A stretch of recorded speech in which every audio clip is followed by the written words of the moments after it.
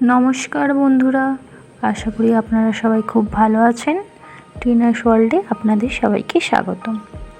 আজ আমি আপনাদের সাথে শেয়ার করব মুচমুচে বাঁধাকপির পকোড়া বানানোর একদম পারফেক্ট রেসিপি। ভিডিওটি শেষ পর্যন্ত দেখতে থাকুন, কারণ শেষে আমি এমন কয়েকটি টিপস বলবো যেগুলি মেনে চললে আপনার পকোড়া অনেকক্ষণ মুচমুচে থাকবে। পকোড়ার জন্য ব্যাটারটা তৈরি করে নেব। তার জন্য প্রথমে আমি পেঁয়াজ কুচি দিয়ে দিয়েছি। এরপর আমি দিয়ে দিচ্ছি ছোট ছোট করে কুচিয়ে রাখা বাঁধাকপি। এরপর আমি দিয়ে দিচ্ছি কুচিয়ে রাখা কাঁচা লঙ্কা। এরপর আমি এখানে দিয়ে দিচ্ছি 1 চামচ লবণ। এরপর আমি এখানে দিয়ে দিচ্ছি 1 চামচ হলুদ গুঁড়ো। এবং আমি আপনাদের বলে রাখি, লবণটা আপনারা আপনাদের হিসাব মতো দেবেন। আমি এখানে আমার একটুখানি বাঁধাকপি ছিল বলে তাই 1 চামচ দিয়েছি। আপনাদের যেমন বাঁধাকপি থাকবে সেই পরিমাপে দেবেন।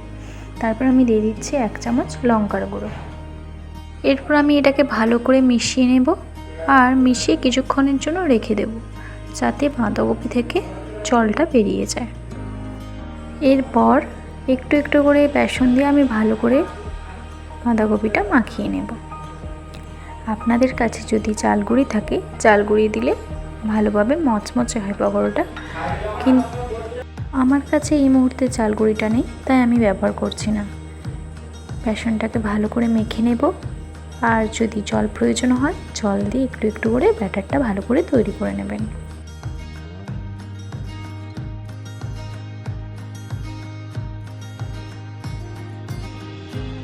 কড়াইটা ভালো করে গরম করে তেলটাও ভালো করে গরম করে নেবেন। তারপর ছোট ছোট করে একটা একটা করে বড়াগুলো দিয়ে দেবেন তেলের উপর। আপনারা চামচও ইউজ করতে পারেন আর হাত দিয়েও ব্যবহার করতে পারেন, সেটা আপনাদের উপর নির্ভর করছে। আমি হাত দিয়ে একটু একটু করে ছোট ছোট করে বড়াগুলো ভালো করে উল্টে পাল্টে 2 পিঠ সোনালি করে ভেজে নেব। আর বড়াটা ভাজার সময় আঁচটা মিডিয়াম আঁচে রাখবো, যাতে ভেতরেও ভালোভাবে সেদ্ধটা হয়ে যায়। চলুন আপনাদের সাথে 4টে টিপস শেয়ার করছি। 1 নম্বর, বাঁধাকপি সবসময় পাতলা করে কাটবেন। 2 নম্বর, চালের গুঁড়ো দিলে পকোড়া অনেক ক্রিপসি হয়। 3 নম্বর, ব্যাটার পাতলা করবেন না।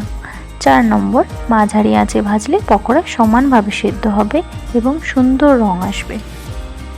আমার তো পকোড়াগুলো ভাজা হয়ে গিয়েছে, চলুন ফাইনাল লুকটা দেখাচ্ছি।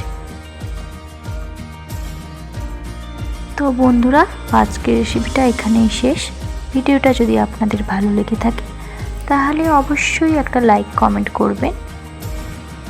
আর যদি এখনও আমার চ্যানেলটা সাবস্ক্রাইব না করে থাকেন তাহলে এখনই সাবস্ক্রাইব করে পাশে থাকা বেল আইকনটি চাপুন, যাতে আমার নতুন ভিডিও সবার আগে দেখতে পান। অনেক ধন্যবাদ সবাই, ভালো থাকবেন, সুস্থ থাকবেন। আবার দেখা হবে নতুন একটা সুস্বাদু রেসিপি নিয়ে।